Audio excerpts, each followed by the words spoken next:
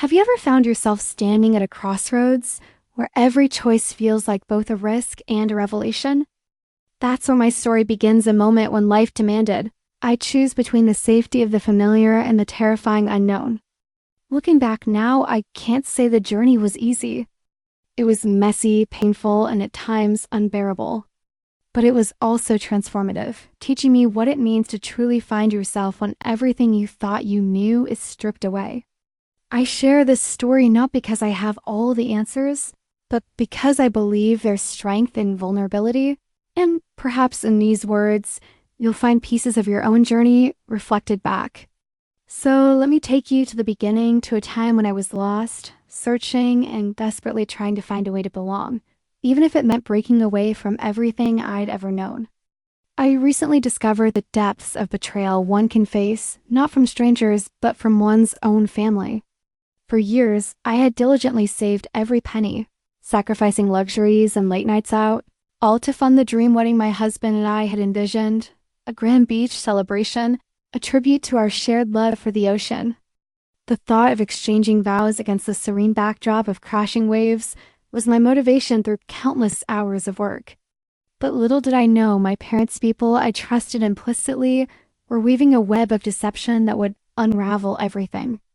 A few months before my wedding, my mother approached me with a dire plea.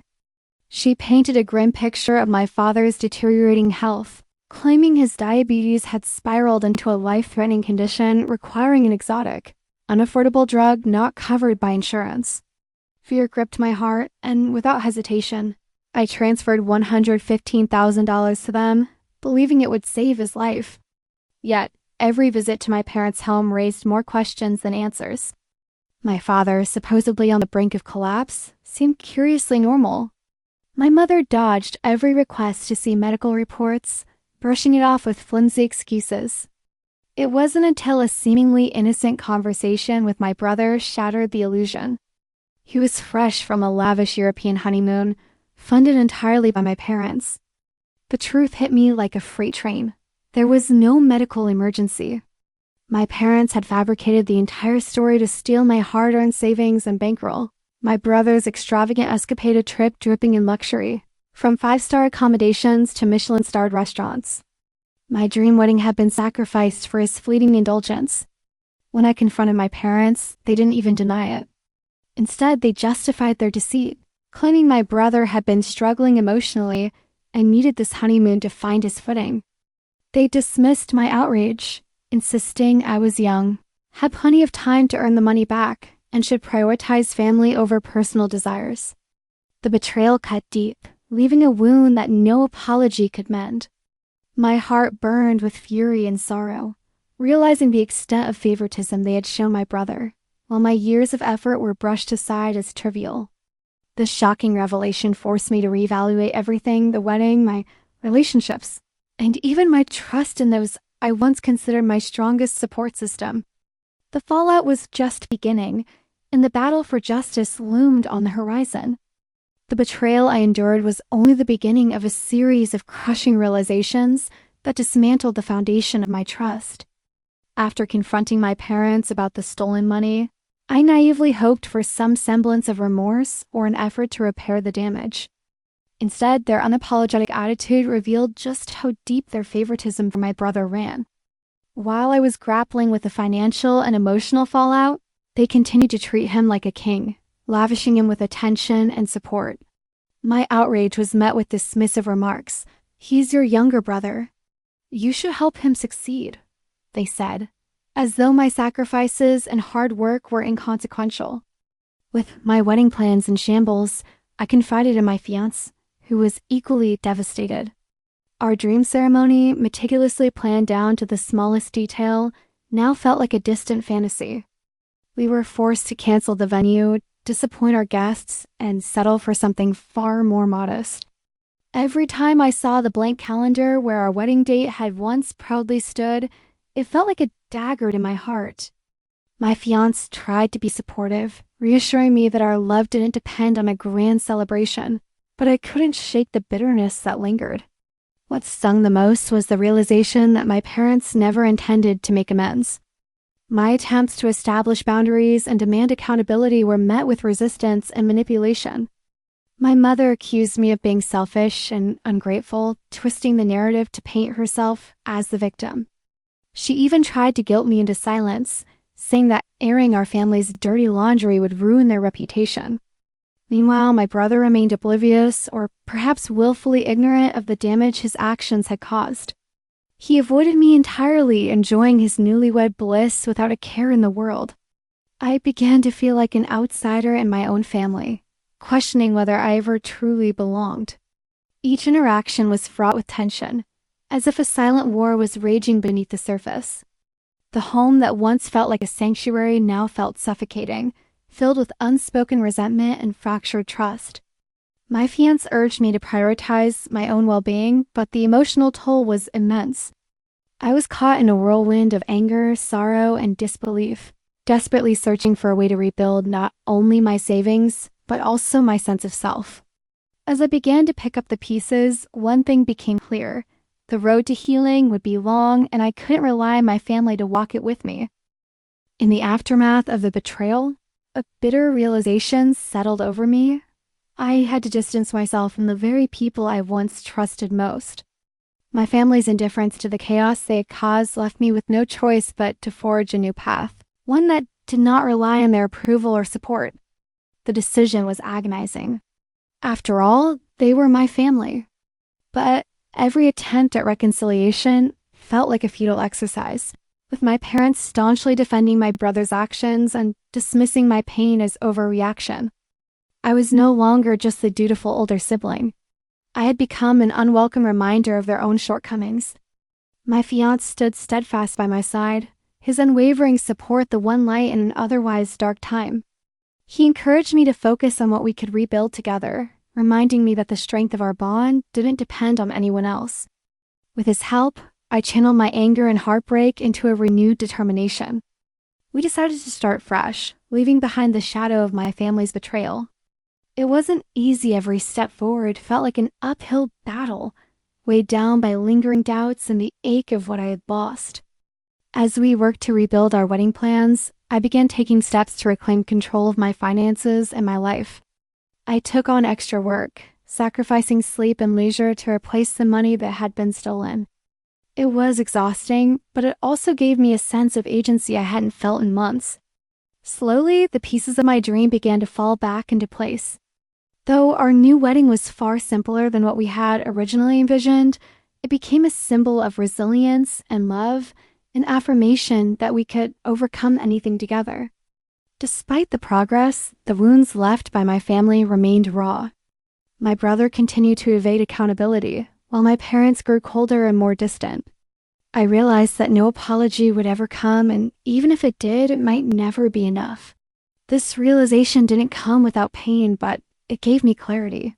Family, I learned, is not defined by blood, but by the people who stand by you in your darkest moments. When the day of our wedding finally arrived, it wasn't the grand celebration we had once planned, but it was perfect in its own way. Surrounded by true friends and loved ones, I felt an overwhelming sense of peace. For the first time in months, I could see a future filled with hope, even if my family wasn't part of it. Months after the wedding, life began to settle into a rhythm, but the shadows of the past lingered. While my husband and I had built a sanctuary of love and trust, the rift with my family remained an open wound. Every unanswered text and unreturned call felt like a fresh rejection, a reminder that I had been cast out of a world I once belonged to. Yet, a part of me clung to the hope that time might heal what seemed irreparable. One fateful day, my mother reached out a brief, tentative message after months of silence. "We need to talk," it read. My heart pounded as I wrestled with conflicting emotions, anger, longing, and fear of reopening old wounds. Against my husband's cautious advice, I agreed to meet her, hoping for some semblance of closure or reconciliation. The meeting was tense, her words measured and defensive.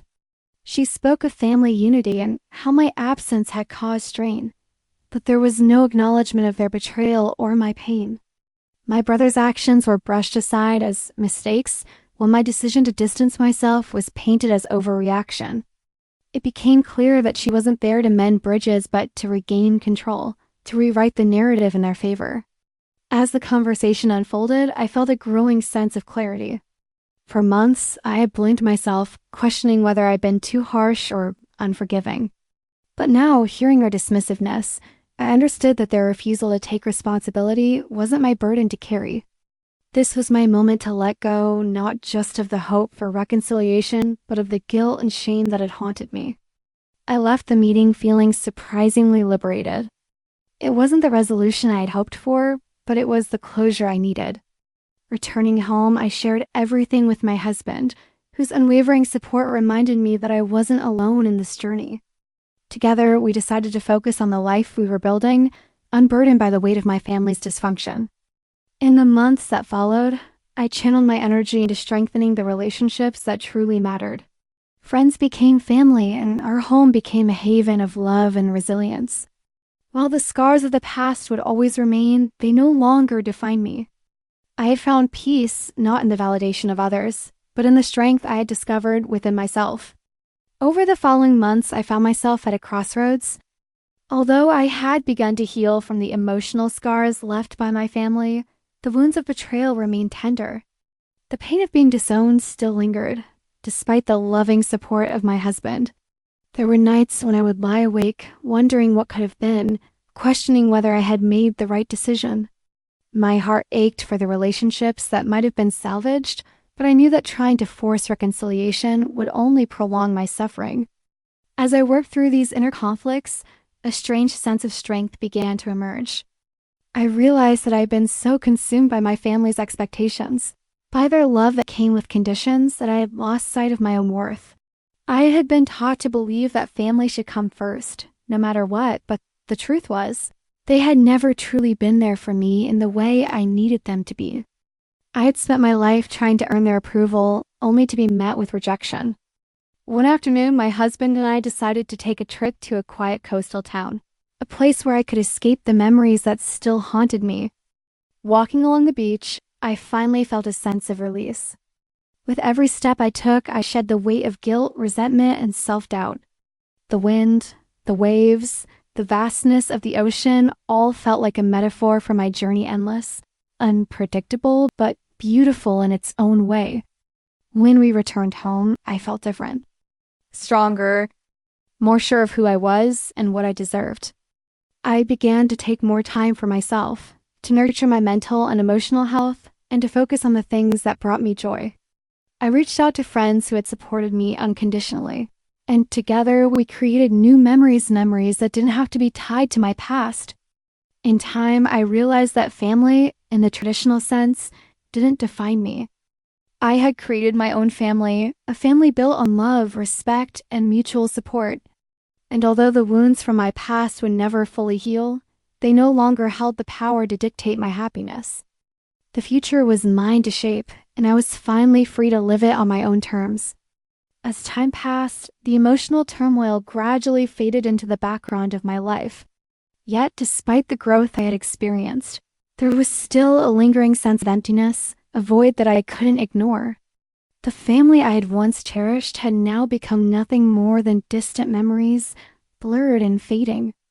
I had come to terms with the fact that they might never fully understand the depth of my pain, nor could they truly grasp why I had made the choices I had. Still, there were moments when their absence felt like a weight that I couldn't shake off, no matter how hard I tried. One evening, after a long day of work, I sat with my husband on the porch, the sunset painting the sky in hues of orange and pink. He noticed the pensive look on my face and, with his gentle touch, asked what was on my mind. I hesitated at first, unsure if I was ready to revisit the past, but something inside me urged me to speak my truth. I told him how much I missed the idea of family, how I longed for a sense of belonging that I once believed only they could provide. It wasn't about wanting them back, it was about accepting that I was still human, that the absence of family still hurt, despite the peace I had made with myself. My husband listened intently, never once interrupting. His presence was a comfort, a reminder that while I had lost one form of family, I had found another. He reminded me that our bond, built on trust and love, was a family in its own right, a family that I had the power to shape. He also reminded me that healing wasn't linear. It was okay to have moments of weakness, to acknowledge the pain, and to embrace it without shame. That conversation marked a turning point for me. I realized that healing meant accepting both the light and the darkness of my journey. The love and support I'd found in my marriage and in my chosen family were more than enough to sustain me. And though the scars of the past would always be a part of me, they no longer had the ability to dictate the way I lived my life. I had reclaimed my power, and the future, once clouded with uncertainty, now felt full of possibility. It was time to embrace it fully, knowing that no matter what, I would always have the strength to move forward. Months passed, and with each day, I grew more attuned to the intricacies of my new life. The quiet strength I had cultivated began to ripple through every facet of my being, from my professional endeavors to the relationships I fostered. Yet, despite the clarity I had found within myself, the shadows of the past would occasionally resurface like a storm cloud threatening the peace I had worked so hard to create. It was during one of these quiet moments, as I sat in the garden with a cup of tea, that I received a message from an old friend. A simple text, just a few words, but they sent a shiver down my spine. "Your family reached out. They want to meet." The message was like a jolt to my heart, stirring up emotions I thought I had long buried. The thought of seeing them again, of confronting the ghosts of my past, was terrifying. What if the wounds I had healed reopened? What if they hadn't changed at all, still holding on to the judgments and misunderstandings that had once torn us apart? I spent hours in turmoil, battling with the decision. My husband, ever the pillar of support, sat with me as I worked through my feelings. "You don't have to do this if you're not ready," he said, his voice soft and reassuring. "You've come so far and you've built a life that makes you happy. Meeting them won't take that away."